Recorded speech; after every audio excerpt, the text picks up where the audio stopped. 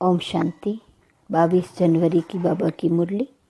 मीठे बच्चे, यह अनादि बना बनाया ड्रामा है। यह बहुत अच्छा बना हुआ है। इनके पास्ट, प्रेजेंट और फ्यूचर को तुम बच्चे अच्छी तरह जानते हो। प्रश्न, किस कशिश के आधार पर सभी आत्माएं तुम्हारे पास खींचती हुई आएंगी? उत्तर, पवित्रता और योग की कशिश के आधार पर। इसी से ही तुम्हारी वृद्धि होती जाएगी। आगे चलकर बाप को फट से जान जाएंगे। देखेंगे इतने ढेर सब वर्षा ले रहे हैं तो बहुत आएंगे। जितनी देरी होगी उतनी तुम्हारे में कशिश होती जाएंगी। ओम शांति। रूहानी बच्चों को यह तो मालूम है कि हम आत्माएं परम धाम से आती हैं। बुद्धि में है ना, हम आत्माएं परम धाम से आती हैं।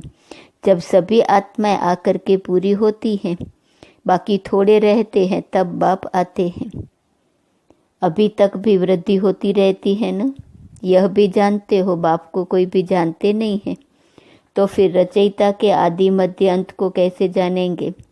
यह बेहद का ड्रामा है ना, तो ड्रामा के एक्टर्स को मालूम होना चाहिए, जैसे हद के एक्टर्स को भी मालूम होता है। फलाने को यह पार्ट मिला हुआ है।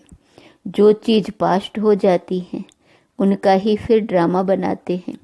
फ्यूचर का तो बना ना सके। पास्ट जो हुआ है उसे लेकर और कुछ कहानियाँ भी बनाकर ड्रामा तैयार करते हैं, वही सबको दिखाते हैं। फ्यूचर को तो जानते ही नहीं। अभी तुम समझते हो बाप आया है, स्थापना हो रही है, हम वर्षा पा रहे हैं।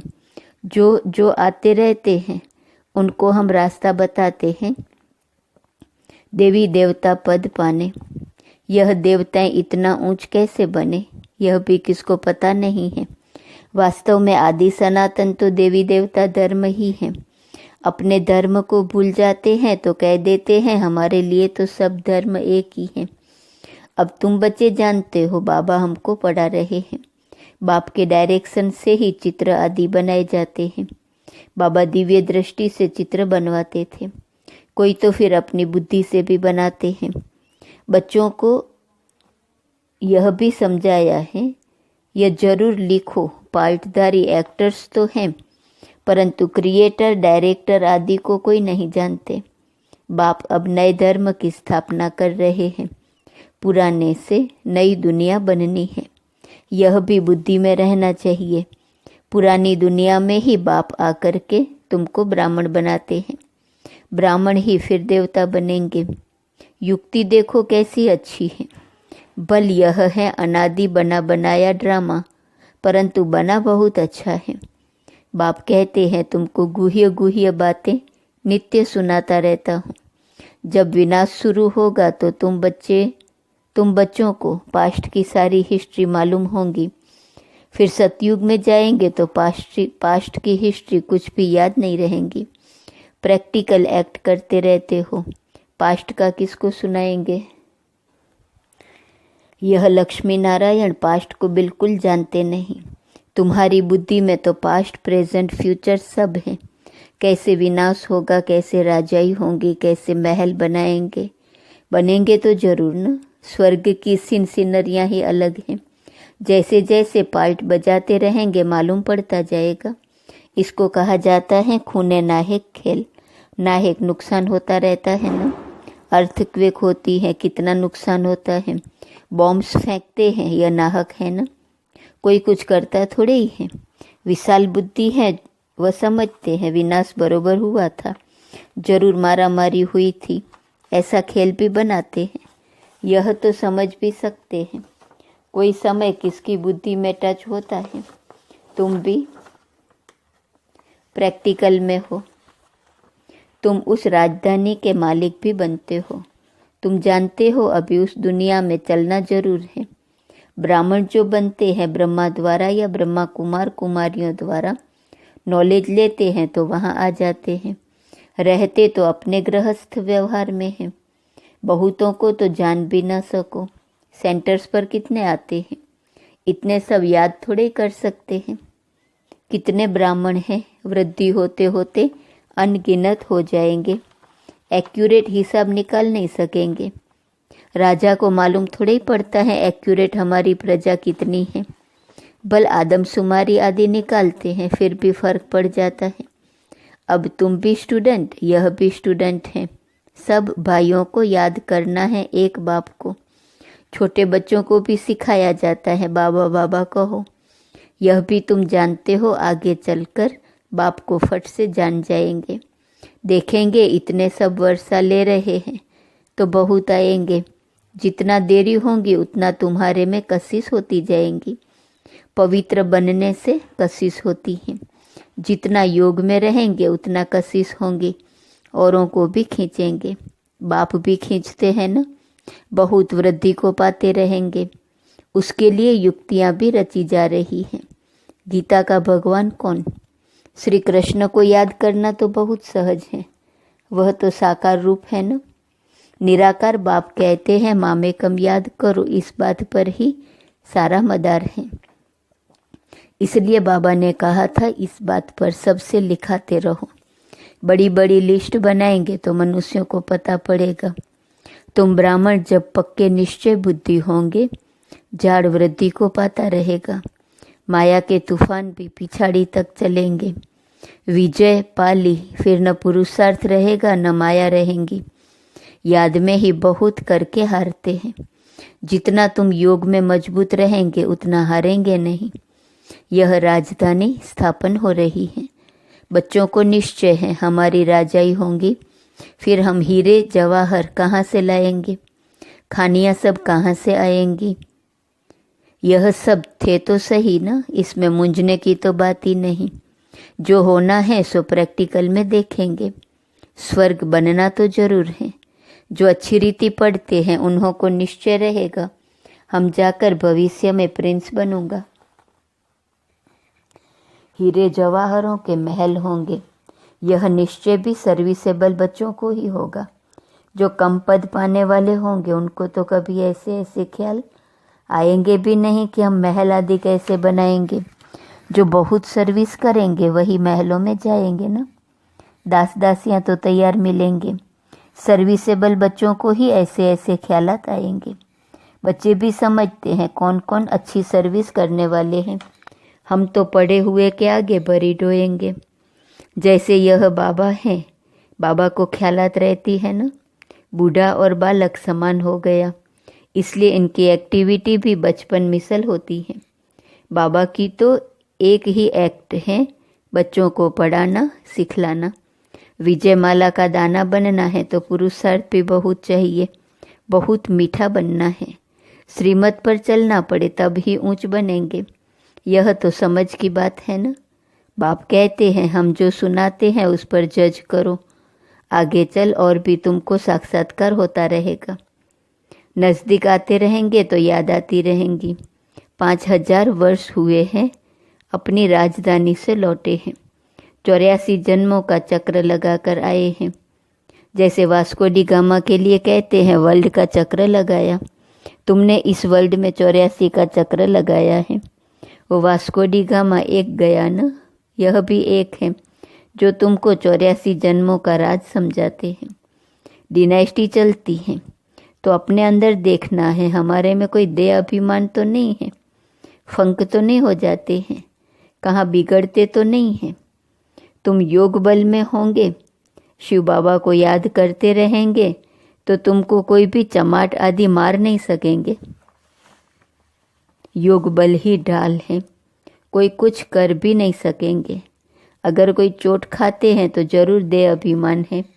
देही अभिमानी को चोट कोई मार ना सके, भूल अपनी ही होती है। विवेक ऐसा कहता है देही अभिमानी को कोई कुछ भी कर नहीं सकेंगे। इसलिए कोशिश करनी है देही अभिमानी बनने की, सबको पैगाम भी देना है। भगवान उवाच मन मना भव। कौन सा भगवान? यह भी तुम बच्चों को समझाना है। बस इस एक ही बात में तुम्हारी विजय होनी है। सारी दुनिया में मनुष्यों की बुद्धि में श्री कृष्ण भगवान उवाच है। जब तुम समझाते हो तो कहते हैं बात तो बरोबर है, परंतु जब तुम्हारे माफिक समझे तब कहे बाबा जो सिखलाते हैं वह ठीक है। श्री कृष्ण थोड़े ही कहेंगे मैं ऐसा हूँ, मेरे को कोई जान नहीं सकते। श्री कृष्ण को तो सब जान लेवे। ऐसे भी नहीं है कि श्री कृष्ण के तन से भगवान कहते हैं, नहीं, श्री कृष्ण तो होता ही है सतयुग में। वहाँ कैसे भगवान आएंगे? भगवान तो आते हैं पुरुषोत्तम संगम युग पर। तो तुम बच्चे बहुतों से लिखाते जाओ। तुम्हारी ऐसी बड़ी चौपड़ी छपी हुई होनी चाहिए, उसमें सबकी लिखत हो। जब देखेंगे यह तो इतने सब ने ऐसे लिखा है, तो खुद भी लिखेंगे। फिर तुम्हारे पास बहुतों की लिखत हो जाएंगी। गीता का भगवान कौन? ऊपर में भी लिखा हुआ हो कि ऊंचते ऊंच बाप ही है। श्री कृष्ण तो ऊंचते ऊंच है नहीं। वह कह न सके कि माँ में कम याद करो। ब्रह्मा से भी ऊंचते ऊंच भगवान है न। मुख्य बात ही यह है जिसमें सबका देवाला निकल जाएगा। बाबा कोई ऐसे नहीं कहते कि यहाँ बैठना है, नहीं। सतगुरु को अपना बनाए, फिर अपने घर में जाकर रहो। शुरू में तो तुम्हारी भट्ठी थी, शास्त्रों में भी भट्ठी की बात है, परंतु भट्ठी किसको कहा जाता है यह कोई नहीं जानते हैं। भट्ठी होती है ईंटों की, उनमें कोई पक्की कोई खंजर निकलती है। यहाँ भी देखो सोना है नहीं, बाकी पित्तर ठिक्कर है। पुरानी चीज का मान बहुत है। शिव बाबा का, देवताओं का भी मान है ना। सतयुग में तो मान की बात ही नहीं। वहाँ थोड़े ही पुरानी चीजें बैठ ढूंढते हैं। वहाँ पेट भरा हुआ रहता है, ढूंढने की दरकार नहीं रहती। तुमको खोदना करना नहीं पड़ता। द्वापर के बाद खोदना शुरू करेंगे। मकान बनाते हैं, कुछ निकल आता है तो समझते हैं नीचे कुछ है। सतयुग में तुमको कोई परवाह नहीं। वहाँ तो सोना ही सोना होता है, ईंटें ही सोने की होती हैं। कल्प पहले जो हुआ है, जो नूंद है, वही साक्षात्कार होता है। आत्माओं को बुलाया जाता है, वह भी ड्रामा में नूंद है। इसमें मूंझने की दरकार नहीं। सेकंड बाय सेकंड पाइट बजता है, फिर गुम हो जाता है। यह पढ़ाई है। भक्ति मार्ग में तो अनेक चित्र हैं। तुम्हारे यह चित्र सब अर्थ सहित हैं। अर्थ बिगर कोई चित्र नहीं। जब तक तुम किसको समझाओ नहीं, तब तक कोई समझ न सके। समझाने वाला समझदार नॉलेजफुल एक बाप ही है। अभी तुमको मिलती है ईश्वरीय मत। ईश्वरीय घराने के अथवा कुल के तुम हो। ईश्वर आकर घराना ही स्थापन करते हैं। अभी तुमको राजाई कुछ नहीं है। राजधानी थी, अब नहीं है। देवी देवताओं का धर्म भी जरूर है। सूर्यवंशी चंद्रवंशी राजाई है ना। गीता से ब्राह्मण कुल भी बनता है, सूर्यवंशी चंद्रवंशी कुल भी बनता है, बाकी और कोई हो न सके। तुम बच्चे सृष्टि के आदि मध्य अंत को जान गए हो। आगे तो समझते थे बड़ी प्रलय होती है, पीछे दिखाते हैं सागर में पीपल के पत्ते पर श्री कृष्ण आते हैं। पहला नंबर तो श्री कृष्ण आते हैं ना, बाकी सागर की बात नहीं है। अभी तुम बच्चों को समझ बड़ी अच्छी आई है। खुशी भी उनको होगी जो रूहानी पढ़ाई अच्छी रीति पढ़ते होंगे। जो अच्छी रीति पढ़ते हैं वही पास विथ ऑनर होते हैं। अगर कोई से दिल लगी हुई होंगी तो पढ़ाई के समय भी वह याद आता रहेगा। बुद्धि वहाँ चली जाएंगी। इसलिए पढ़ाई हमेशा ब्रह्मचर्य में होती है। वहाँ तुम बच्चों को समझाया जाता है एक बाप के सिवाय और कहाँ भी बुद्धि नहीं जानी चाहिए। परंतु जानते हैं बहुतों को पुरानी दुनिया याद आ जाती है। बाबा कहते यहाँ बैठे हो तो तुमको समझाया जाता है एक बाप के सिवाय और कहाँ भी बुद्धि नहीं जानी चाहिए। परंतु जानते हैं बहुतों को पुरानी दुनिया याद आ जाती है, फिर यहाँ बैठे भी सुनते ही नहीं। भक्ति मार्ग में भी ऐसे होते हैं। सत्संग में बैठे भी बुद्धि कहाँ कहाँ भागती रहेंगी। यह तो बहुत बड़ा जबरदस्त इम्तिहान है। कोई तो जैसे बैठे हुए भी सुनते नहीं हैं। कई बच्चों को तो खुशी होती है, सामने खुशी में झूलते रहेंगे। बुद्धि बाप के साथ होंगी तो फिर अंतमति सोगति हो जाएंगी। इसके लिए बहुत अच्छा पुरुषार्थ करना है। यहाँ तो तुमको बहुत धन मिलता है। अच्छा, मीठे मीठे सिकिलते बच्चों प्रति माता पिता बाप दादा का याद प्यार और गुड मॉर्निंग। रूहानी बाप की रूहानी बच्चों को नमस्ते।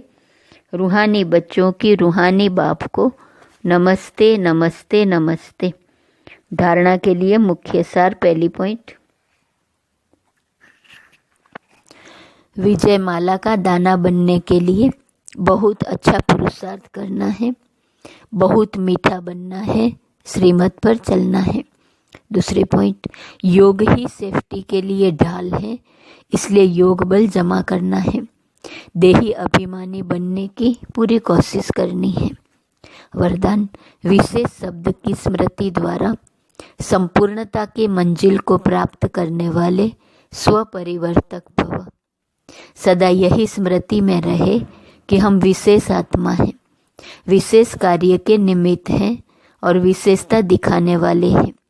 यह विशेष शब्द विशेष याद रखो। बोलना भी विशेष, देखना भी विशेष, करना भी विशेष, सोचना भी विशेष। हर बात में यह विशेष शब्द लाने से सहज स्वपरिवर्तक सो विश्व परिवर्तक बन जाएंगे और जो संपूर्णता को प्राप्त करने का लक्ष्य है उस मंजिल को भी सहज ही प्राप्त कर लेंगे। स्लोगन, विघ्नों से घबराने के बजाय पेपर समझकर उन्हें पार करो। आज का स्वमान, मैं सर्व प्राप्तियों से संपन्न हूँ। अव्यक्त इशारे की पॉइंट 22 जनवरी। अभी मनसा की क्वालिटी को बढ़ाओ तो क्वालिटी वाली आत्माएं समीप आएंगी। इसमें डबल सेवा है, स्व की भी और दूसरों की भी। स्व के लिए अलग मेहनत नहीं करनी पड़ेगी, प्रारब्ध प्राप्त है, ऐसी स्थिति अनुभव होंगी। इस समय की श्रेष्ठ प्रारब्ध है सदा स्वयं सर्व प्राप्तियों से संपन्न रहना और सबको संपन्न बनाना। ओम शांति।